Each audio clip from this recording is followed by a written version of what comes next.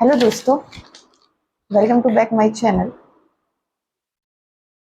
UP triple S C PET 2022 के लिए mock test full length का सलूशन। फर्स्ट क्वेश्चन है हमारा, 320 ईस्वी से 550 ईस्वी के बीच भारत में किस राजवंश का शासन था। यह था हमारा गुप्त वंश का, और जो इसके संस्थापक थे वो थे श्री गुप्त। और गुप्त वंश का जो समय था वो भारत में स्वर्ण काल के नाम से जाना गया है। और इसके जो प्रमुख शासक थे वो चंद्रगुप्त प्रथम थे, समुद्रगुप्त, चंद्रगुप्त द्वितीय जिनको विक्रमादित्य की उपाधि मिली थी, और कुमारगुप्त। नेक्स्ट, सम्राट अशोक ने निम्नलिखित में से किस युद्ध के बाद बौद्ध धर्म ग्रहण किया था। कलिंग युद्ध के बाद। गुप्त काल में किस धर्म का सबसे अधिक प्रचार प्रसार हुआ था। गुप्त काल में वैसे दो धर्मों, बौद्ध धर्म और जैन धर्म का प्रसार प्रसार हुआ था, लेकिन बौद्ध धर्म का मुख्यतः हुआ था।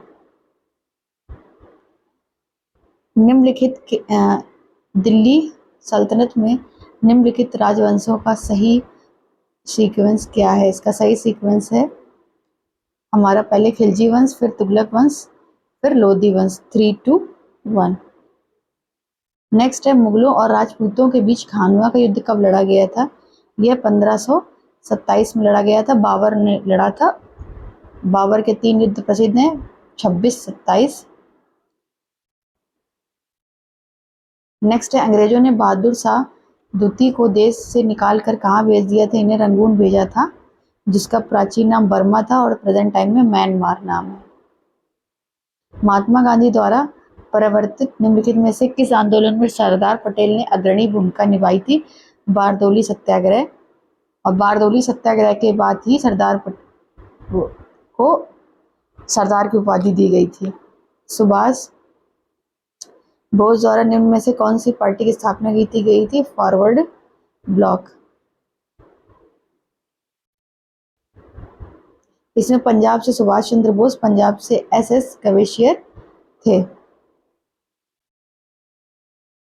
भारत सरकार अधिनियम पारित होने के दौरान भारत के गवर्नर जनरल कौन थे। ये थे हमारे लॉर्ड विलिगडन।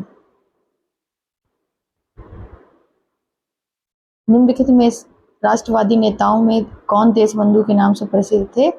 चित्तरंजन दास, CR दास, जिनको CR दास भी कहते हैं। भारत में मानसून का आगमन कहाँ से होता है। भारतीय प्रायद्वीपीय के दक्षिण सिरे से। प्रायद्वीप का मतलब होता है जिसके 3 साइड्स वाटर बॉडी होती है, मतलब जली सीमा होती है। निम्नलिखित में से किस राज्य में सर्वाधिक कोल भंडार है हमारा। झारखंड। झारखंड में भारत कोयले का सबसे बड़ा भंडार। इसके बाद की पोजीशन हमारी उड़ीसा और छत्तीसगढ़ की है। नेक्स्ट है, नाथुला दर्रा किस राज्य में स्थित है। यह हमारा सिक्किम राज्य में स्थित है, और चाइना और भारत के बीच में। निम्नलिखित में से कौन विश्व का सबसे बड़ा उत्पादक है। यह है हमारा इंडोनेशिया। इसमें आपको मैच करना है कौन से चक्रवात किस क्षेत्र के हैं। इस राइट है। इसमें जो आपका हरिकेन है वो चीन सागर राइट है। बागुएउ पूर्वी एशिया राइट है। सी टाइफून कैरिबियन सागर राइट है। विली विली जो है आपका यह रॉन्ग। विली विली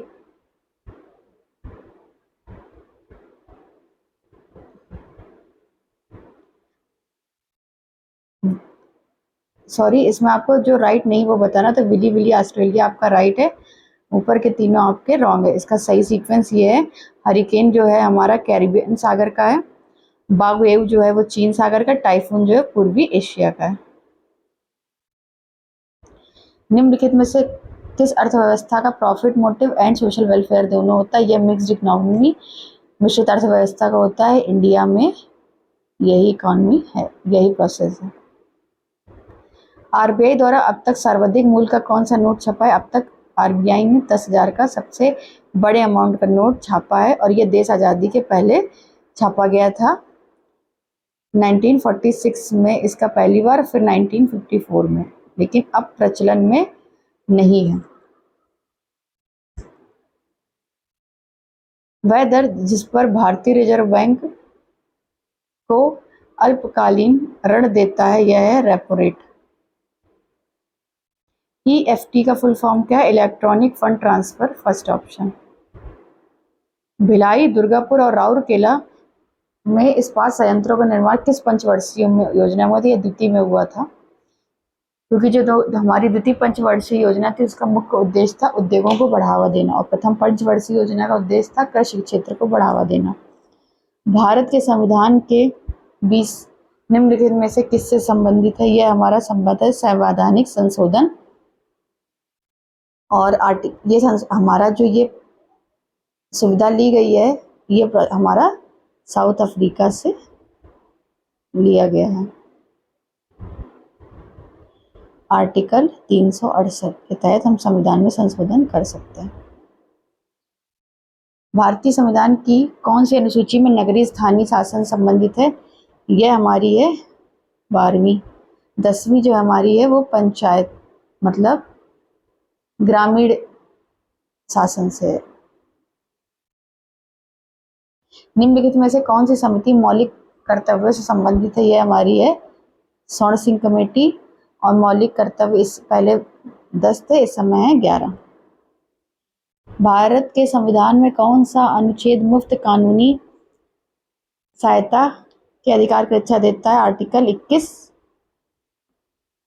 भारत के नियंत्रक एवं महालेखा परीक्षक को उसके पद से हटाने की प्रक्रिया किसके समान है? जैसे उच्चतम न्यायालय के न्यायाधीश के हटाया जा सकता है।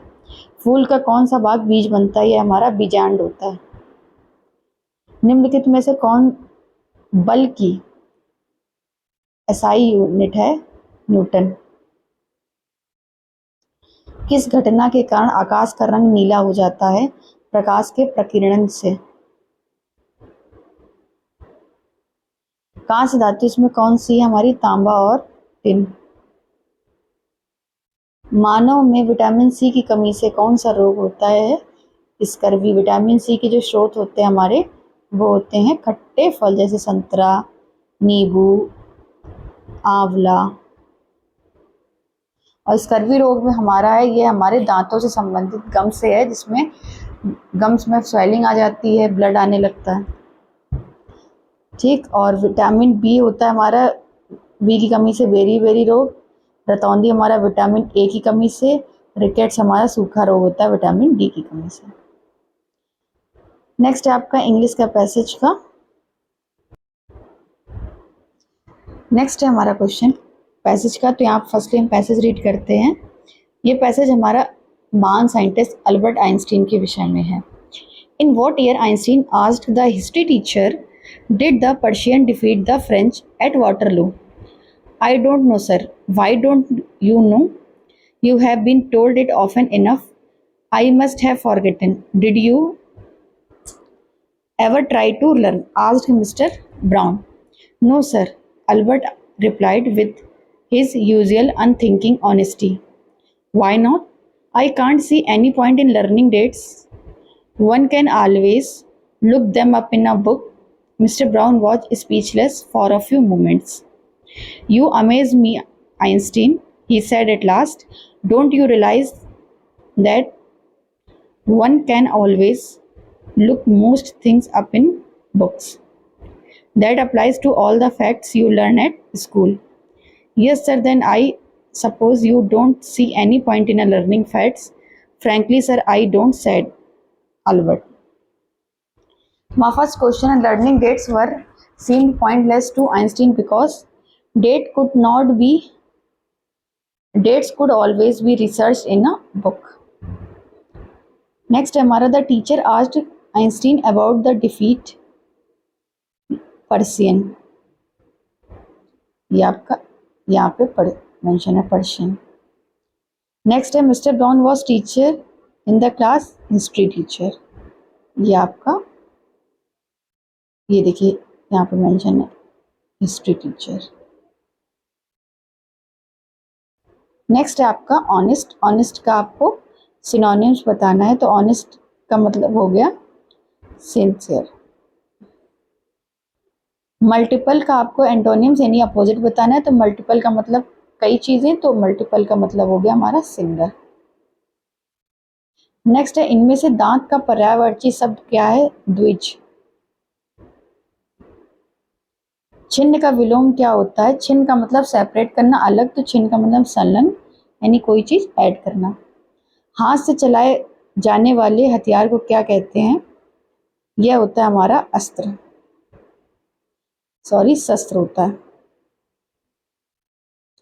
निम्नलिखित में से शुद्ध वर्तनी चयन कीजिए। मृत्युंजय, अष्ट, कर्तव्य, तीनों राइट है। ईंट से ईंट बजाने का नष्ट भ्रष्ट कर देना। नेक्स्ट हमारा हिंदी का पैसेज है, जापान में जो एटम अटैक हुआ था उससे संबंधित है। वैज्ञानिक प्रयोग की सफलता ने मनुष्य की बुद्धि का अपूर्व विकास कर दिया है। अपूर्व का मतलब हो गया जैसा विकास पहले कभी नहीं हुआ हो। द्वितीय महायुद्ध में एटम की शक्ति ने कुछ क्षणों में ही जापान की अजेय शक्ति को पराजित कर दिया। इस शक्ति की युद्धकालीन सफलता ने अमेरिका, रूस, ब्रिटेन, फ्रांस आदि सभी देशों को ऐसे शस्त्रों के निर्माण की प्रेरणा दी कि सभी भयंकर और सर्वविनाशकारी शस्त्र बनाने लगे। अब सेना को पराजित करने तथा शत्रु देश पर पैदल सेना द्वारा आक्रमण करने के लिए शस्त्र निर्माण के स्थान पर देश के विनाश करने की दिशा में शस्त्र बनाने लगे। इन हथियारों का प्रयोग करने पर शत्रु देशों की अधिकांश जनता और संपत्ति थोड़े समय में ही नष्ट की जा सकेगी। चूंकि ऐसे शस्त्रास्त्र प्रायः सभी स्वतंत्र देशों के संग्रहालयों में कुछ न कुछ आ गए हैं, अतः युद्ध की स्थिति में उनका प्रयोग भी अनिवार्य हो जाएगा। अतः दुनिया का सर्वनाश या अधिकांश नाश तो अवश्य ही हो जाएगा। इसलिए निशस्त्रीकरण की योजना बन रही है। द्वितीय महायुद्ध में किस शक्ति का प्रयोग हुआ था? इसमें हुआ था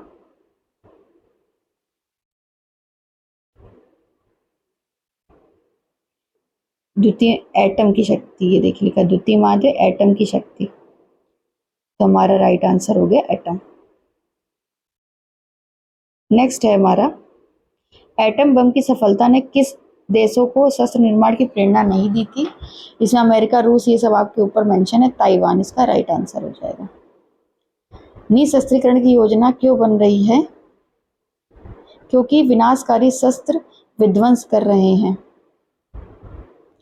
गद्यांश के आधार पर इसके प्रयोग ने मनुष्य के बुद्धि का विकास किया है। वैज्ञानिक सफलता ने।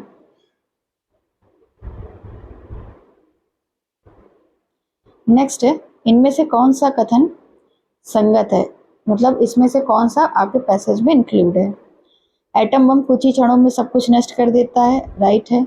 देश के विनाश करने की दिशा में शस्त्र बनने लगे हैं, सही है। निशस्त्रीकरण की योजना बन रही, सही है। यानी तीनों ये आपके मेंशन है, राइट है। नेक्स्ट हमारा पैसेज है, यह हमारा किशोर कुमार जो कि भारत के बहुत प्रसिद्ध गायक और अभिनेता रहे हैं, उन पर आधारित है।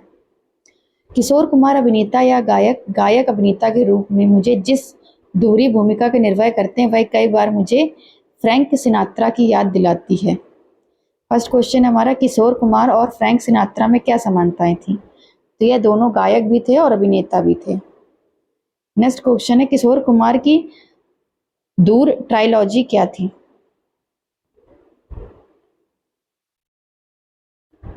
नेक्स्ट पैसेज पढ़िए, थोड़े से फर्क के साथ ही दोनों गायक भी थे और अभिनेता भी थे।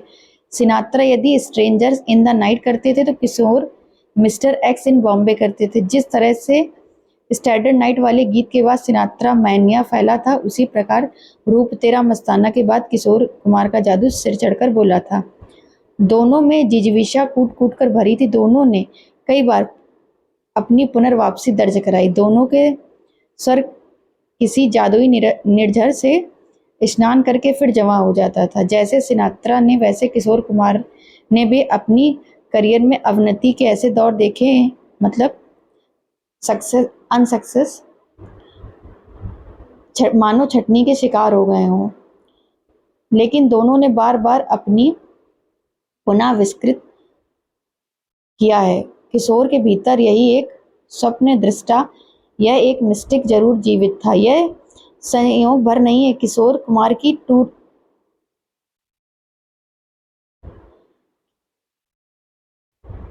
कुमार की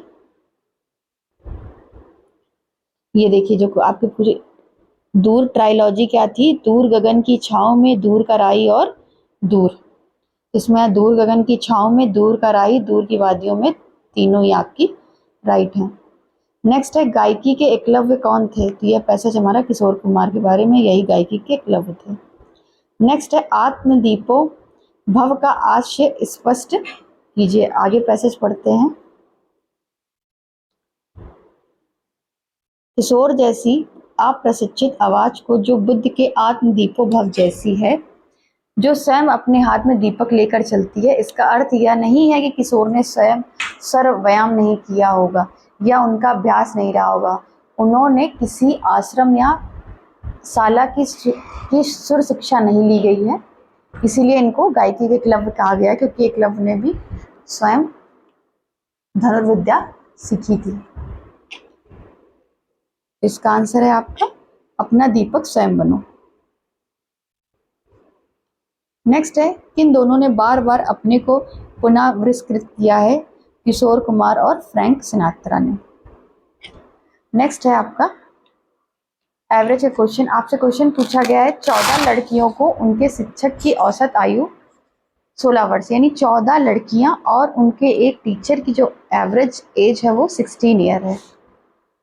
और अगर शिक्षक की आयु को हटा दिया जाता है तो औसत आयु 2 कम हो जाती है। तो आपको शिक्षक की आयु फाइंड करनी है।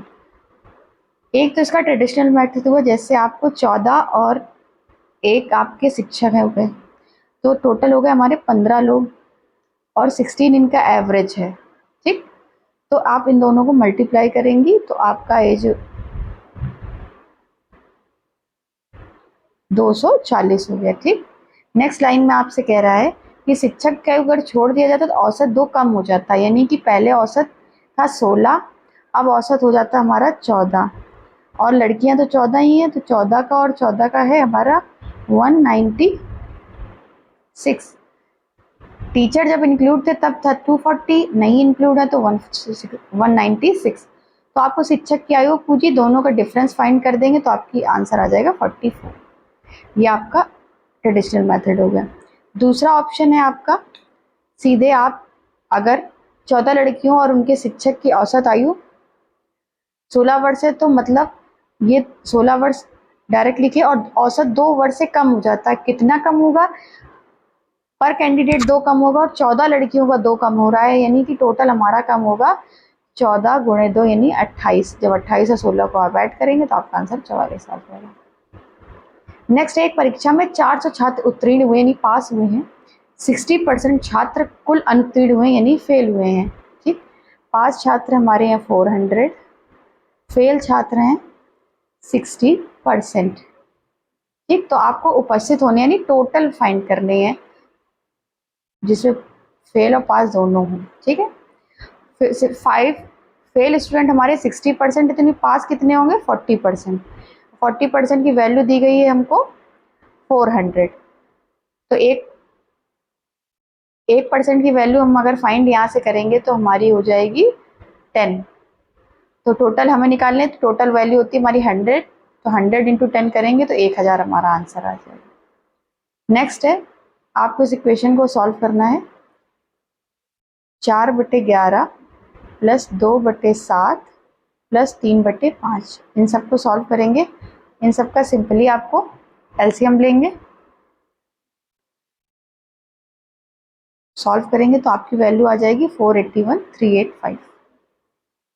नेक्स्ट है आपका रूट का क्वेश्चन, ठीक।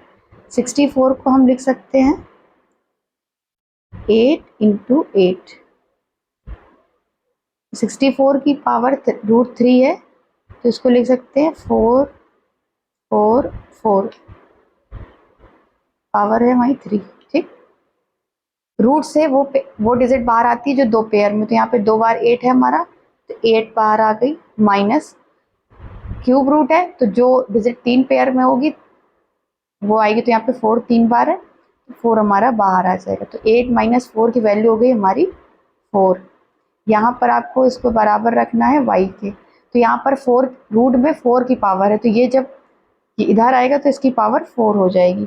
ठीक, तो 4 की पावर 4 का जो वैल्यू होगा आपका y बराबर 4 की पावर 4 इंटू 4 इंटू 4, ये हो गया हमारा, इनको सबको फाइंड करेंगे 256। नेक्स्ट आपको 1296 का आपको वर्गमूल निकालना है। सिंपली वैसे आप 30 तक वर्गमूल स्क्वायर रूट लर्न कर लें तो आप जल्दी हो जाएगा, नहीं तो आप ट्रेडिशनल तरीका इस तरह से निकाल सकते हैं जैसा आपने प्राइमरी क्लासेस में पढ़ा होगा। इसको आप 4 से 4 तिहाई 12, 4 दूनी 8, 400 को 16। ठीक, ये हमारा अगर आपको याद है तो ये 18 का है, नहीं याद है तो आप इसको 6 6 पंचे 30, 6 चौको 24, फिर हम 6 से करेंगे 6 नवाई 54, फिर ये हमारा 3 और 3, तो हमारा वर्गमूल से वो नंबर बाहर आता है जो पेयर में भी अपने आप होता है। तो यहाँ पे 3 3 का एक पेयर बनेगा, 6 6 का बनेगा, और 4 को हम 2 गुणे 2 लिख सकते हैं। तो हमारी यहाँ से वैल्यू आएगी एक 6, एक 3, एक आएगी 2, तो 6 3 18 दूनी 36, यानी कि हमारा आंसर हो गया 36। निम्नलिखित में से जो ऑड है उसको आपको फाइंड करना है। यहाँ आपको नारंगी, बैगनी, गहरा नीला कलर है, चांदी एक मेटल है, तो ये आपका आंसर हो जाएगा। नेक्स्ट है आपको कोडिंग का क्वेश्चन है। इसमें GOSPEL को GOSPEL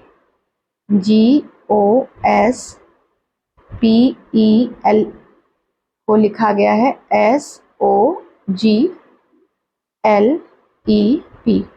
सिंपली यहाँ पे 6 है तो 3 3 के पेयर है, और डायगोनली लिखा गया, S को यहाँ पे फर्स्ट को यहाँ सेकंड को एज इट इज उतारा गया है। तो आपको इस तरह से यहाँ पे हमारा हो जाएगा CODTEK। किस ऑप्शन में ये है? GEK। आपका ऑप्शन नंबर 4 यहाँ पे राइट हो जाएगा। नेक्स्ट है, रागिनी की तस्वीर को और इशारा करते हुए शिल्पा ने कहा कि वह मेरे इकलौते भाई, यानी अगर एक फीमेल है शिल्पा, शिल्पा का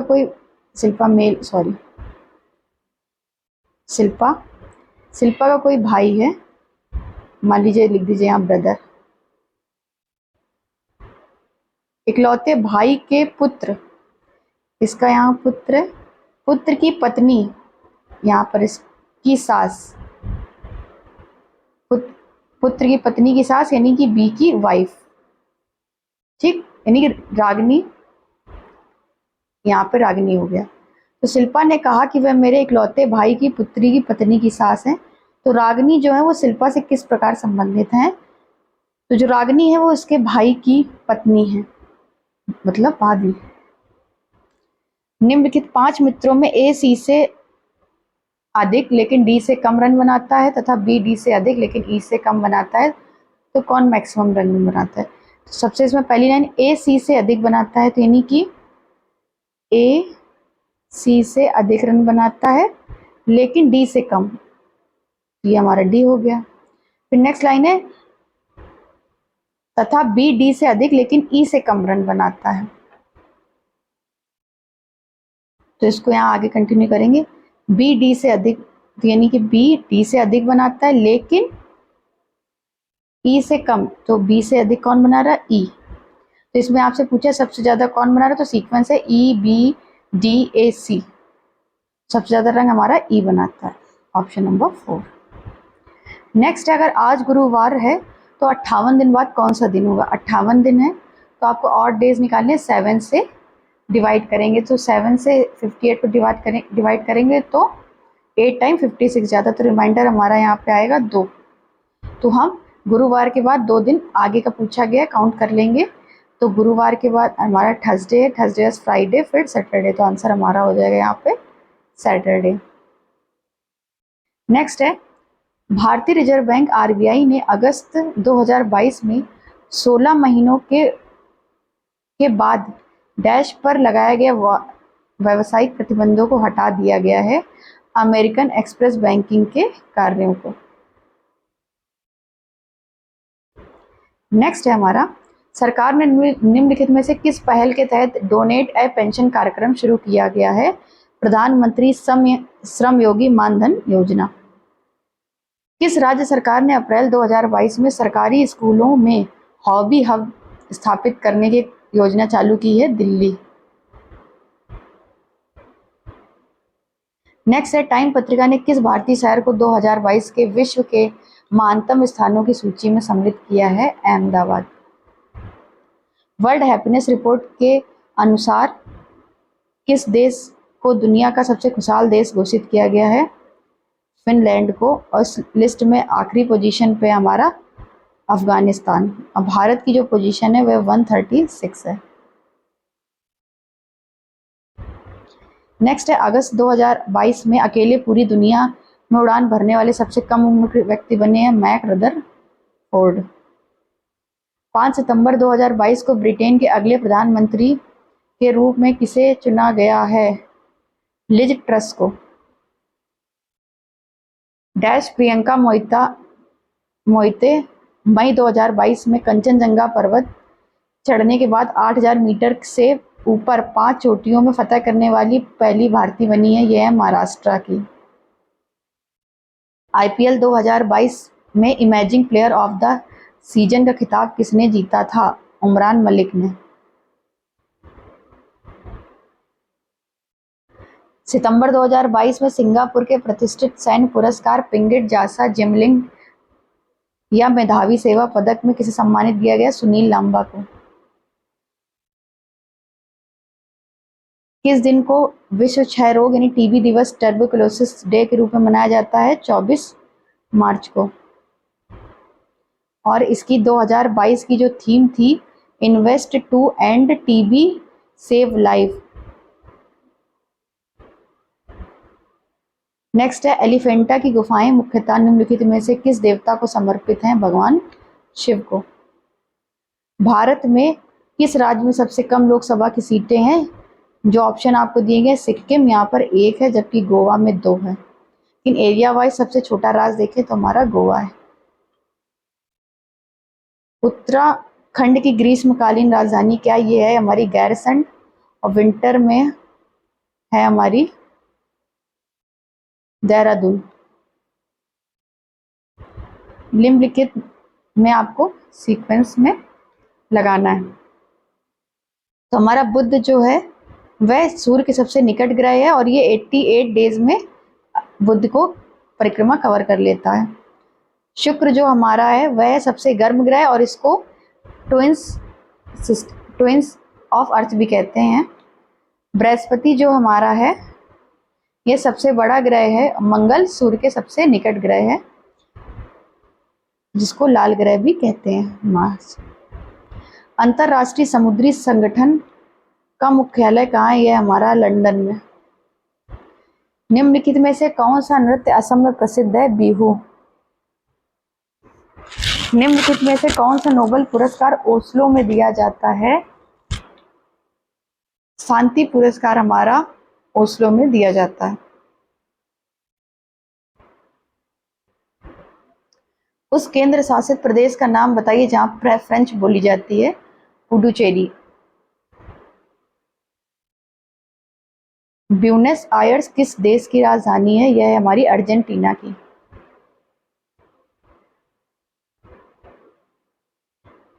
नेक्स्ट हमारा है डीआई के क्वेश्चंस।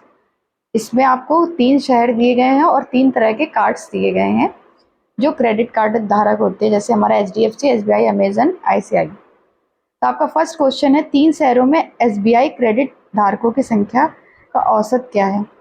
तो सिंपली आपको एसबीआई की ये वैल्यू दी गई, आप इनको प्लस करिए और 3 से डिवाइड करके आप निकाल सकते हैं। तो यहाँ पे जब आप प्लस करेंगे तो हमारा आएगा 0, 864 224 यानी 5, ठीक। इसको 3 से डिवाइड करेंगे तो हमारा आ जाएगा 180, यानी ऑप्शन नंबर 2 आपका राइट है। नेक्स्ट है, बेंगलोर और दिल्ली के क्रेडिट कार्ड धारकों की संख्या के बीच का अनुपात क्या है। तो आपको बेंगलोर के ये तीनों प्लस करने हैं, तो हमारा बेंगलोर और दिल्ली में, तो आपको बेंगलोर के ये सारे प्लस करने, ये हमारा 160-40 हो गया 200, और ये हो गया हमारा 420, ठीक है। नेक्स्ट हमारा दिल्ली के जो है 90, इन सबको आप प्लस करेंगे तो हो जाएगा हमारा 590। यहाँ सिर्फ 0 से डी हो जाएगा और कुछ कटेगा नहीं, तो आपकी वैल्यू यही हो जाएगी फर्स्ट 42:59। नेक्स्ट हमारे दिल्ली में HDFC क्रेडिट कार्ड धारकों की संख्या,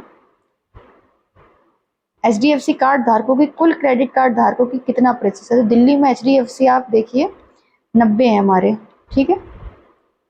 और दिल्ली में टोटल HDFC हैं, तो इन सबको प्लस करने हैं टोटल HDFC, तो ये हो जाएंगे हमारे 190। इनको आपको डिवाइड करना है। जब आप इसको डिवाइड करेंगे इस इक्वेशन को, 0 से 0 जाएगा, ये हमारा 900 हो गया। 900 को 19 से करेंगे तो 19 का टेबल जब 5 टाइम पढ़ते हैं 95 आता है, यानी यहाँ पे 4 में आएगी। 4 में सिर्फ आपकी एक ही डिजिट दी गई है, 47 आपका राइट आंसर हो जाएगा। अमेजन, ICI और HDFC क्रेडिट कार्ड धारकों की संख्या में कितना अंतर है। तो इसमें आपको इनका टोटल और इनका टोटल आपने कर चुके थे, 190 आया था, इनके टोटल से आपको माइनस करना है, तो आपका आंसर आ जाएगा 6080। देखिए 190 था और इसका हो गया 87, आप माइनस करेंगे 680, आपका आंसर आ जाएगा। नेक्स्ट है, मुंबई में क्रेडिट धारकों की संख्या बेंगलोर में क्रेडिट धारकों की संख्या से लगभग कितने प्रतिशत अधिक है। तो मुंबई में जो क्रेडिट कार्ड धारक हैं आपके, वो इन सबको प्लस करेंगे आप, ठीक। फिर आपको बेंगलोर में क्रेडिट कार्ड, यानी आपको इनको भी प्लस करना है। इनको आप प्लस करिए। सबसे पहले हम मुंबई का निकालते हैं, 0, 9,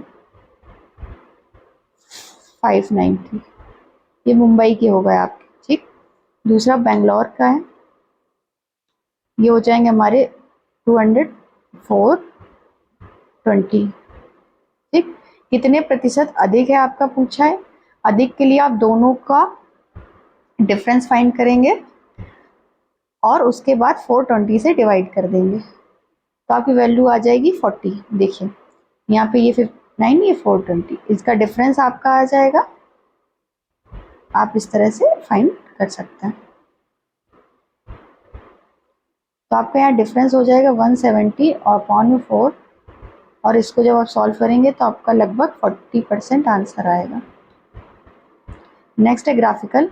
इसे पूछा, पिछले वर्ष की तुलना में 2018 में किस प्रकार के भोजन में निर्यात में 200% की वृद्धि हुई थी, ठीक। अब इसमें आप देख रहे हैं ग्राफ में, सिंपल ओनियन में सबसे ज़्यादा वृद्धि हुई है, 20 से 60 हुआ है, ठीक। तो आपका यही राइट ऑप्शन हो जाएगा। आपको अगर आंसर क्वेश्चन जो आपके ऑप्शंस हैं, आप सीधे ग्राफ से भी कर सकते हैं, नहीं तो आपको अगर नहीं है तो आप फाइंड भी कर सकते हैं कितने प्रतिशत वृद्धि हुई है। तो इनको दोनों का डिफरेंस हो गया हमारा 40 बटे में 20 इंटू 100, इसको आप डिवाइड करेंगे तो आपकी वैल्यू 200% आ जाएगी, ठीक। नेक्स्ट है, 2017 में निर्यातित गेहूं, दाल और 2018 में निर्यात किए गए प्याज, आलू के बीच का अनुपात। तो आपको 2017 में आपका गेहूं है 17, जो आपका डार्क वाला है, तो 17 में गेहूं है आपका 25 और दाल है आपकी 45, ठीक। जब इनको आप प्लस करेंगे तो आपकी वैल्यू आ जाएगी 70,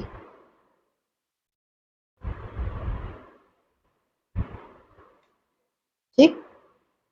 और दूसरा आपसे पूछा कि 2008 में प्याज और आलू, तो 2018 में प्याज है आपका 60 और आलू है 40, यानी कि हो गया 100, तो ये तो कट गया, आपका वैल्यू जो हो जाएगा 7:10, आपका राइट ऑप्शन हो जाएगा। नेक्स्ट है, 2018 में आपका निर्यातित दाल, चावल, गेहूं का औसत 2017 में निर्यातित किए गए आलू की तुलना में कितने प्रतिशत कम था, तो मतलब कितना कम था। तो 2018 में सबसे पहले दाल, चावल, गेहूं, यानी आपकी ये वैल्यू दाल, चावल और गेहूं, इनको आपको प्लस करना है। ठीक, ये हो जाएगा हमारा 135। और आलू से कंपैरिजन करना है आपको 2017 के, तो 2017 में आपका आलू था 50, तो ये पूछा गया कितने प्रतिशत कम था। इन दोनों का आपको डिफरेंस फाइंड करना है, फिर आपको फाइंड करना है। ये हमारा 10% कम था, क्योंकि आपका जो वहाँ पे सम आया था 135 आया था, आप इनका रेशियो निकालेंगे तो आपका आ जाएगा 45। ठीक, आप इस तरह से सॉल्व करेंगे तो आपका आंसर आ जाएगा 10%। नेक्स्ट है 2018 में निर्यातित चावल, दाल, गेहूं, प्याज, यानी कि चावल, गेहूं और चावल, दाल, गेहूं और प्याज तथा 2017 में निर्यातित आलू, प्याज, दाल और चावल के बीच का औसत का अंतर आपको फाइंड करना है। तो पहले आप इन सब का प्लस करेंगे तो हमारा 45, 40, 85, 50, 135 और 60 को ऐड करेंगे तो हमारी वैल्यू आ जाएगी 195। ये 2018 के रिस्पेक्ट में। ठीक, अब 2017 वाली वैल्यू जब फाइंड करेंगे तो आपको 2017 वाली करेंगे तो आपको आलू 2017 में आपको निकालना है आलू, प्याज, दाल और चावल। ठीक, आलू प्याज आपकी हो गई 50 और 20 70, और ये आपकी 45 और ये 85, तो 70 और 85 को आप जब प्लस करेंगे आपका आ जाएगा 155। पहले अपने जो ऐड किए थे वो थे हमारे 195, अब आ गए हमारे 155। तो आप दोनों का डिफरेंस निकालेंगे, आपका आएगा 5, 9 में गए 5 में 4। ठीक, आपसे यहाँ पे आपका जो अंतर पूछा, ये तो आपका अंतर हो गया, लेकिन औसत अंतर पूछा गया और 4 चीज़ें आपने ली थी दोनों में, तो आप 4 से इसको डिवाइड करेंगे तो आपका आ जाएगा 10। ये आपकी जो वैल्यू हो गई 10 हो गई। नेक्स्ट है 2018 में निर्यातित सभी खाद्यान्नों का औसत क्या है। तो आपको 45, 40, 50, 40, 60 इन सबको प्लस करना है। जब 60 और 40 को 100, 150, 190 और 190 में आप 45 प्लस करेंगे तो आपकी टोटल वैल्यू आ जाएगी यहाँ पे हमारी 235। टोटल कितने चीज़ें ली हमने, 1 2 3 1 2 3 1 2 3 4 5 चीज़ें। 5 से इसको डिवाइड कर देंगे 4 टाइम 47, तो 47 जो है आपका राइट ऑप्शन हो जाएगा। नेक्स्ट है पिछले वर्ष की तुलना में प्रति कर्मचारी की बिक्री किस वर्ष अधिक हुई है। आप सिंपल देख रहे हैं 2004 से 2015 में सबसे अधिक हुई है, लेकिन आपका यहाँ पे ऑप्शन जो है वो ये नहीं है, तो इसके बाद आपको देखना है किस वर्ष हुई है। यहाँ तो डिक्रीज़ हुई है, फिर इंक्रीज़ हुई है, फिर डिक्रीज़, तो आपकी इंक्रीज़ हुई है 2011 से 2012, तो आपका ऑप्शन हो जाएगा 2012। नेक्स्ट है 2010 और 2014 के बीच प्रति कर्मचारी बिक्री में क्या अंतर था। 2010 में आपकी थी 80, 2014 आपका ये, और 2014 में आपकी जो थी बिक्री थी 70, तो दोनों को माइनस करेंगे आ जाएगा 10, और ये प्रति हज़ार में है, 1000 से मल्टीप्लाई, तो हमारा जो आंसर है 10,000 हो जाएगा। नेक्स्ट है 2015 में प्रति कर्मचारी बिक्री और 2013 में कितने प्रतिशत देखिए। 2015 में पहले हम बिक्री देखते हैं कितनी है हमारी, ये हमारी यहाँ है, और इस ग्राफ के बीच की वैल्यू होगी हमारी 95, 90 और 100 के बीच की वैल्यू होगी हमारी 95, ये होगी 95। दूसरा पूछा 2013 का पूछा है, तो 13 की वैल्यू हमारी यहाँ है, ये है हमारी 80। ठीक, तो इसमें पूछा कितने प्रतिशत अधिक है, तो अधिक में आप दोनों का डिफरेंस कम वाली वैल्यू नीचे और इंटू 100 करेंगे। ठीक, जब आप इसको सॉल्व करेंगे तो आपकी वैल्यू आ जाएगी 18.75। नेक्स्ट है सभी वर्षों के प्रति कर्मचारी का औसत क्या है।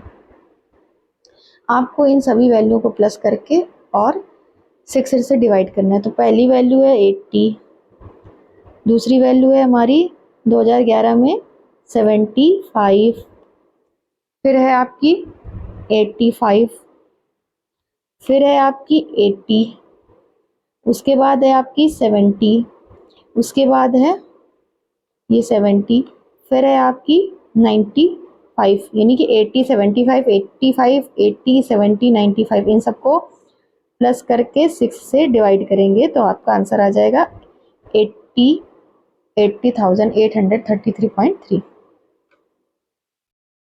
नेक्स्ट है यदि 2012 में कंपनी के कर्मचारियों की संख्या 50 है तो कंपनी की कितनी बिक्री है। ठीक, प्रति व्यक्ति कर्मचारी की बिक्री दी गई है। 2012 में जो बिक्री हो रही है हमारी वो हो रही है 85, तो 85 मल्टीप्लाई 50, तो हम इसको करेंगे तो 425,000 आएगी।